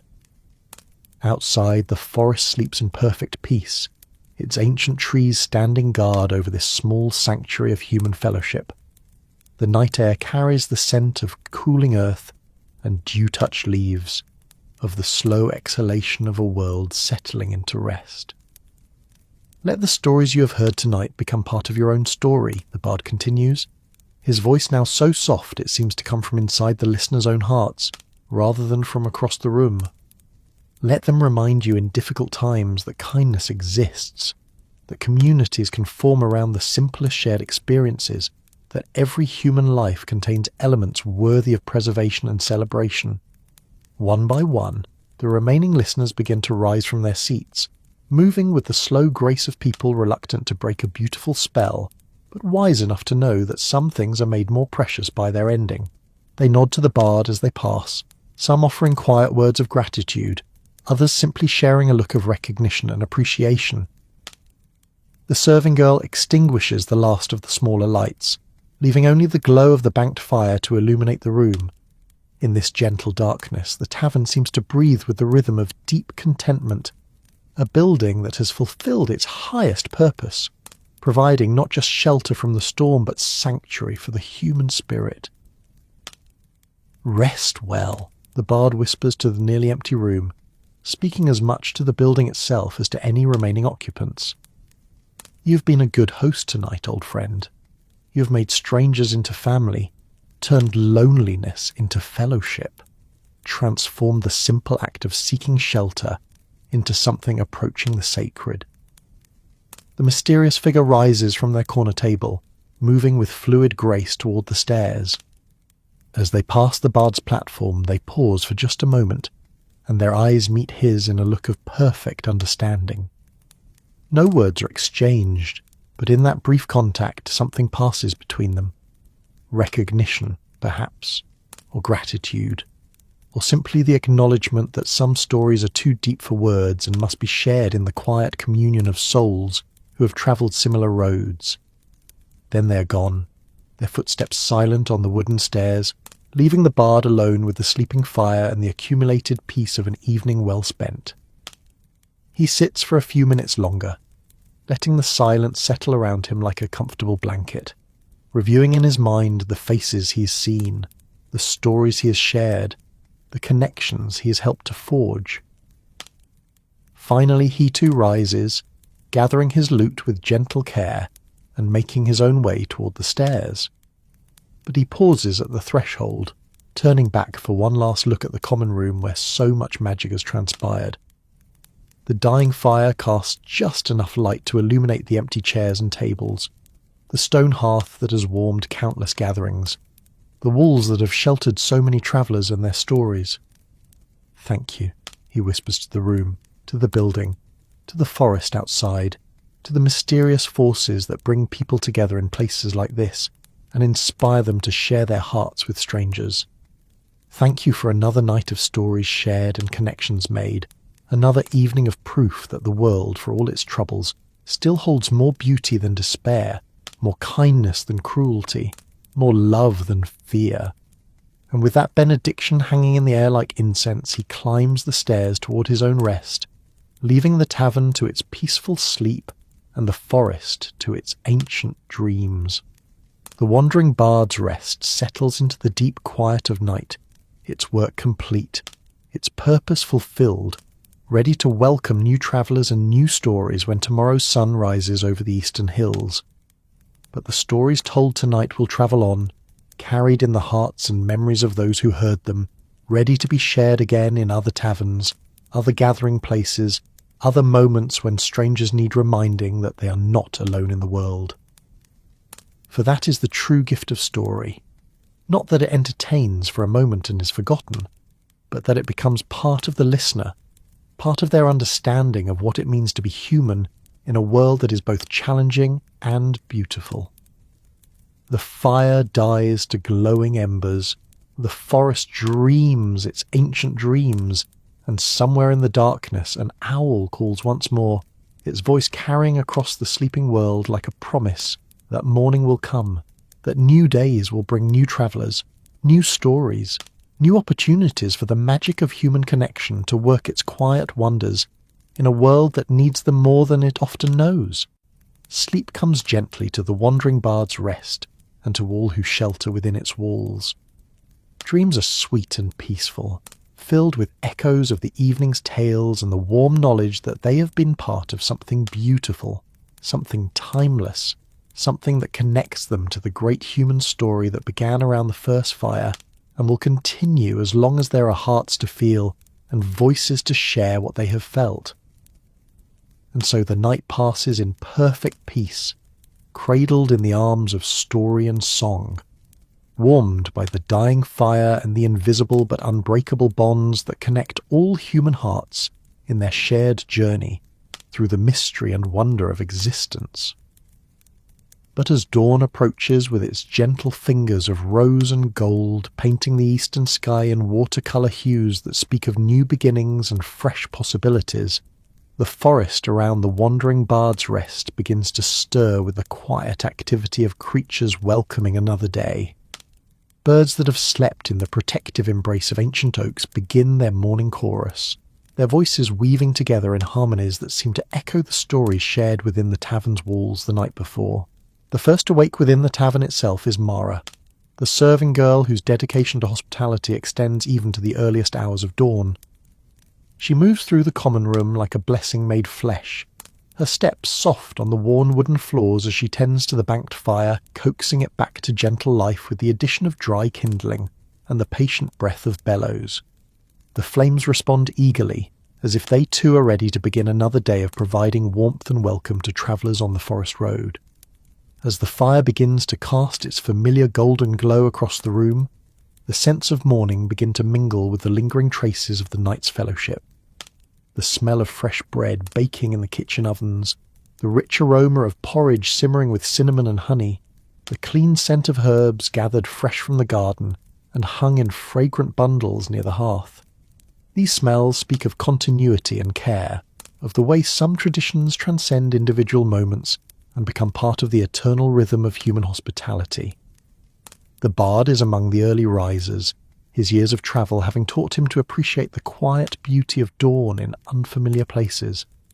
He descends the stairs with his lute cradled carefully in his arms, the instrument as much a part of his morning routine as breathing. He settles into a chair near the window, where the growing light filters through diamond-paned glass to illuminate the worn wood of his faithful companion. His fingers begin their morning ritual on the strings, not playing any particular melody, but simply greeting the day with gentle music, the way others might greet it with prayer or meditation. The sounds he creates are softer than whispers, barely audible even in the quiet of the early morning, but they seem to add something essential to the atmosphere of peace and preparation that fills the awakening tavern. One by one, other guests begin to appear, drawn perhaps by the smell of breakfast, or simply by the natural rhythm that calls travellers to rise with the sun. The elderly merchant appears first, moving with the careful dignity of age, but clearly refreshed by his night's rest. His young companion follows, rubbing sleep from his eyes, but already showing the eager anticipation that marks those who are still young enough to greet each new day as an adventure. The two women travellers descend together, their friendship cemented by the previous evening's shared experience of story and fellowship. They have about them the particular contentment of people who have found unexpected kinship in a strange place, a bond that will likely endure long after their paths diverge again. The farmers emerge from their rooms with the purposeful movements of men whose lives are regulated by the rhythms of the earth and the needs of growing things. They exchange quiet words about the weather and the road ahead, their conversation punctuated by appreciative nods toward Mara as she sets before them bowls of steaming porridge topped with cream and berries gathered from the forest's generous bounty. The mysterious figure from the corner appears last of all, and in the growing light of morning their mystery begins to resolve into something more concrete but no less intriguing. The silver hair that caught the firelight the night before reveals itself to be carefully braided with ribbons of deep blue, and the grey eyes that seem to hold such depth show now the warm intelligence of someone who has lived long and observed much. As they settle at a table near the window, accepting a cup of herbal tea from Mara, with a gracious nod, the bard looks up from his gentle morning music and meets their gaze with a small smile of recognition. In the clear light of dawn, something passes between them. Not words, but communication deeper than speech. The acknowledgement of kindred souls who have both spent their lives in service to story and song. "Good morning, friend," the bard says softly, his voice carrying easily across the quiet room. "I hope the night brought you peaceful dreams and restful sleep." The mysterious figure, who seemed somehow less mysterious in the honest light of morning, more revealed as simply another traveller on the long road of life, returns the smile with one of their own. "Indeed it did," they reply, and their voice carries the warm cadence of someone well versed in the arts of speech and story. "Your tales last night were a gift to all of us who heard them. It has been too long since I encountered a bard of your skill and sensitivity." The compliment hangs in the morning air like incense, appreciated by the bard but received with the quiet humility of someone who understands that true art serves purposes larger than personal recognition. "We are all servants of the same mystery," he replies gently, his fingers continuing their soft conversation with the lute strings. "The stories choose us as much as we choose them, and our only duty is to share them as faithfully as we can." The other travellers in the room seem drawn into this quiet exchange, not as eavesdroppers, but as participants in the larger conversation about the nature of story and its place in human life. The elderly merchant nods thoughtfully, perhaps remembering his own experiences as both teller and listener of tales gathered along the trading routes. The women travellers lean slightly forward, their faces showing the interest of people who recognise wisdom when they encounter it. "I have been wondering," the mysterious figure continues, their voice taking on a more personal note, "about the source of your stories. Some bards rely primarily on the traditional tales passed down through generations, while others draw more heavily from their own experiences. Your tales last night seem to carry the weight of lived experience, the texture of memory rather than mere recitation." The bard considers the question carefully, his fingers pausing in their gentle music as he gathers his thoughts. "Both, I think," he says finally.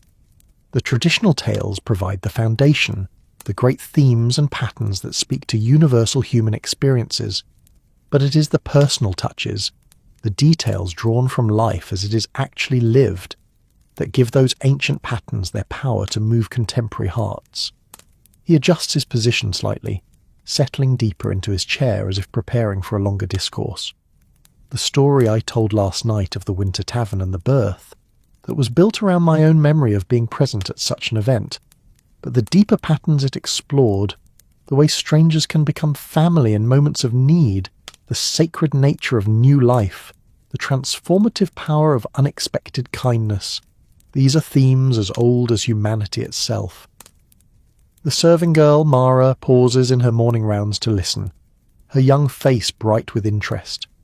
She has heard many tales told in this room, but it is rare for her to witness the kind of thoughtful discussion about the craft of storytelling that is unfolding this morning. "And the village celebration of young Thomas learning to read?" asks one of the women travellers, her voice carrying genuine curiosity. "That too seemed to carry the ring of personal experience." The bard smiles, his eyes growing distant with memory. "That one was indeed drawn from life, though the names and some details have been changed to protect the privacy of the people involved. I have been privileged to witness many such celebrations in my travels, communities coming together to honour achievements that the larger world might consider small, but which represent genuine triumphs of the human spirit." The mysterious figure leans forward slightly, their grey eyes sharp with interest. "There is something profound in the way you choose to honour such moments," they observe. "In a world that often celebrates only the dramatic and the spectacular, you find stories worth telling in the quiet victories of ordinary people living extraordinary lives." "Perhaps," the bard replies thoughtfully, "it is because those are the stories that most need telling. The great deeds of kings and heroes are preserved in official chronicles and court ballads, but the smaller heroisms, the daily choices to be kind rather than cruel, generous rather than selfish, hopeful rather than despairing, these often go unrecorded unless someone makes the deliberate choice to notice and remember them." The morning light has grown stronger as this conversation has unfolded, streaming through the tavern windows in golden shafts that illuminate the faces of the listeners with the warm glow of dawn. Outside, the forest has fully awakened, its sounds forming a gentle symphony that provides a natural accompaniment to the human voices within. Birds call to each other in the ancient language of territory and courtship, their songs weaving through the trees with the complexity of masterful composition. Somewhere in the distance, a woodpecker drums against a hollow tree, the rhythm regular and purposeful as any human craftsman at work. The whisper of wind through leaves adds its own voice to the chorus, a sound so soft and continuous that it becomes part of the very atmosphere rather than a distraction from it. "There is something else I have noticed in your storytelling," the mysterious figure continues, their voice taking on the quality of someone who has spent considerable time thinking about the arts of narrative. "You have the gift of making your listeners feel as though they are not merely hearing about events, but actually experiencing them. Last night, I could smell the smoke from that Winter Tavern's fire, feel the warmth of the celebration in the summer village." The bard's smile deepens with appreciation for the compliment, but also with recognition of a fellow practitioner of the storytelling arts. That comes from understanding that the best stories engage all the senses, not just the ear, he explains. People remember what they feel as much as what they hear, what they smell and taste and touch as much as what they see. A story that lives only in the mind is like a flower that blooms only in black and white. Beautiful, perhaps, but lacking the full richness that makes it truly memorable. The elderly merchant nods emphatically, his weathered face lighting up with recognition. "Exactly so," he says, his voice carrying the authority of someone who has spent decades learning what captures and holds attention. "In my years of trading, I have learned that people buy not just goods but experiences, memories, feelings. The merchant who can make his customers taste the spices, feel the silk, imagine themselves wearing the jewellery. That merchant succeeds where others merely survive. And yet," adds one of the women travellers thoughtfully, "there is a balance to be struck. Too much detail can overwhelm the listener, distracting from the story's central meaning. The art lies in choosing exactly the right details, the ones that illuminate rather than obscure." The bard nods appreciatively, clearly enjoying this unexpected seminar on the arts of storytelling that has developed around the morning breakfast table. "Indeed, it is like cooking. The difference between a memorable meal and a forgettable one often lies not in having more ingredients, but in choosing the right ones and combining them with skill and sensitivity." The morning has progressed while this conversation has unfolded, and the light streaming through the windows has taken on the brighter, more purposeful quality that speaks of the day fully arrived and work to be done. The scents from the kitchen have grown richer and more complex as Mara and the unseen cook have prepared the morning meal that will send travellers on their way with full bellies and warm hearts. Yet none of the participants in this impromptu discussion seem eager to break the spell of intellectual fellowship that has settled over their table. There is something precious about these moments when strangers discover shared interests and passions, when the barriers of unfamiliarity fall away to reveal the common ground that connects all thoughtful souls.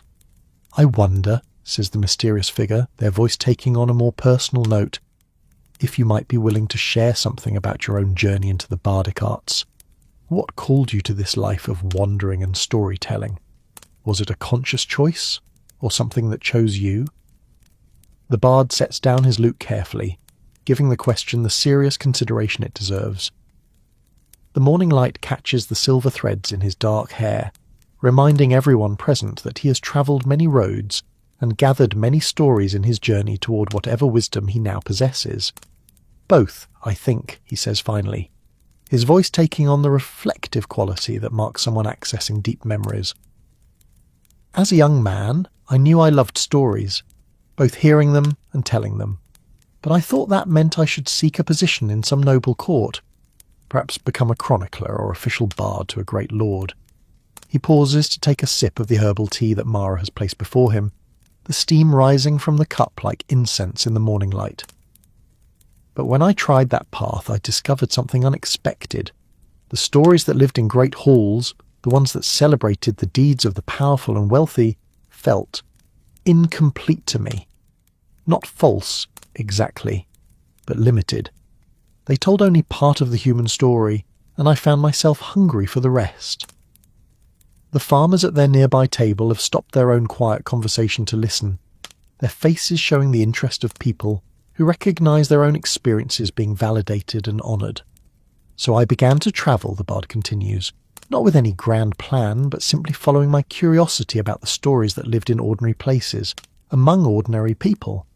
And what I discovered was that there are no ordinary people, only people whose stories haven't been told with sufficient attention and care. That," says the mysterious figure softly, "is perhaps the most profound insight a storyteller can achieve, the recognition that every life contains material worthy of epic treatment, if only we have eyes to see it." The bard nods, his expression growing thoughtful. "It changed everything for me. Not just what stories I chose to tell, but how I told them. When you understand that your listeners' lives are as rich and meaningful as any in the old ballads, you approach the act of storytelling with different intentions. You're not trying to transport them away from their lives, but to help them see their own lives more clearly, more appreciatively. The morning light has reached that perfect angle where it illuminates everything it touches with warm gold, making even the most ordinary objects seem touched with beauty. The wooden tables glow like burnished amber. The pewter cups catch and reflect the light in patterns that shift and dance, and the faces of the travellers are painted with the gentle radiance that makes every human countenance beautiful. There is something else," the bard adds, his voice growing even more reflective. "In all my years of travel, in all the stories I have gathered and shared, I've come to understand that we are living in times when such stories are more necessary than ever. The world grows larger and more complex each year.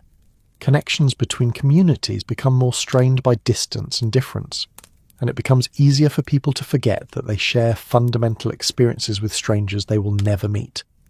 The mysterious figure leans forward, their grey eyes bright with understanding. And stories serve as bridges across those distances, reminders of our common humanity. Exactly, the bard replies warmly. When someone in a northern village hears a tale of kindness shown to strangers in a southern town, when a farmer listening by his own hearth recognises his own struggles and triumphs in the story of a merchant from distant lands, these moments of recognition create connections that transcend geography and circumstance. The conversation has reached one of those natural pauses that allow reflection and absorption, and in the gentle silence that follows, each person present seems to be considering their own relationship to the great web of story and connection that the bard has described. The morning light continues to stream through the windows, growing stronger and more purposeful as the day establishes itself.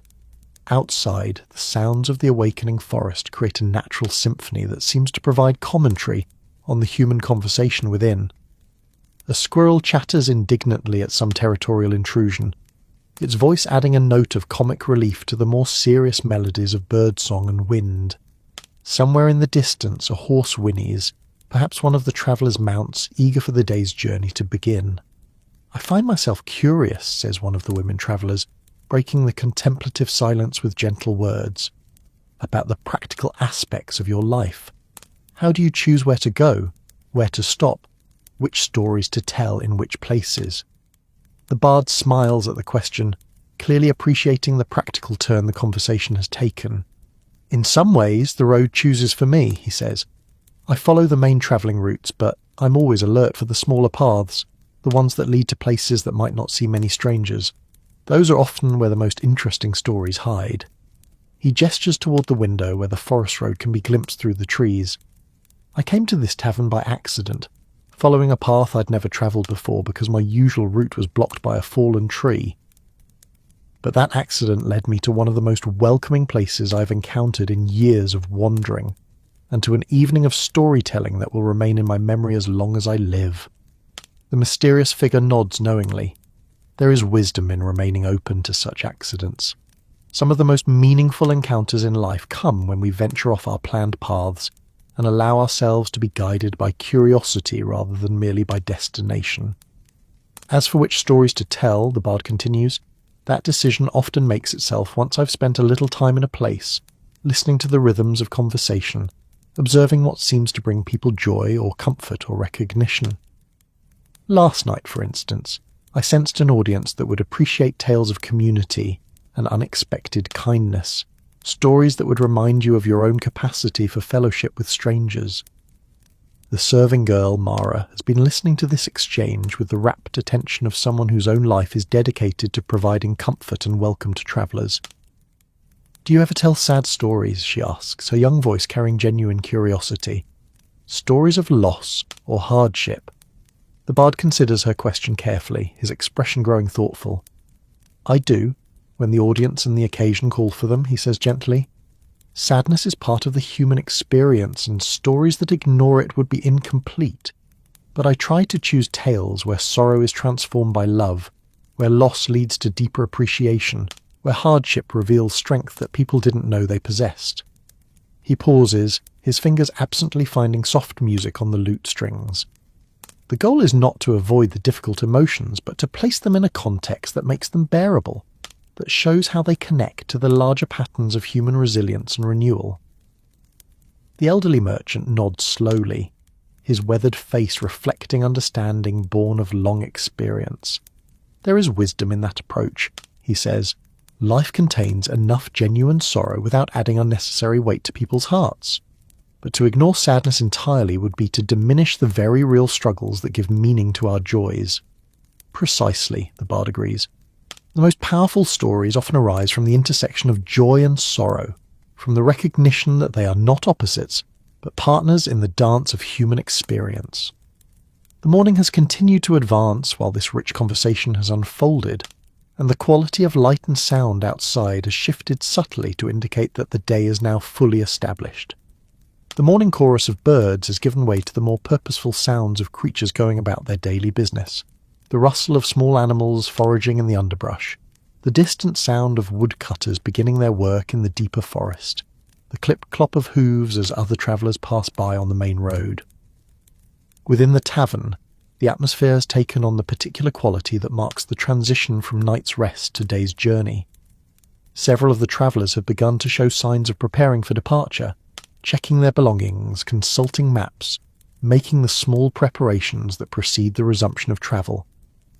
Yet the conversation around the table continues, as if all present recognise that they are participating in something rare and precious, the kind of spontaneous exchange of ideas and experiences that can happen when thoughtful people find themselves in the right place at the right time, with sufficient leisure to really talk and listen to each other. "There is one more thing I would like to know," says the mysterious figure, their voice taking on a note of deeper curiosity. "In all your travels, in all the stories you have gathered, have you encountered others who share your particular approach to the bardic arts?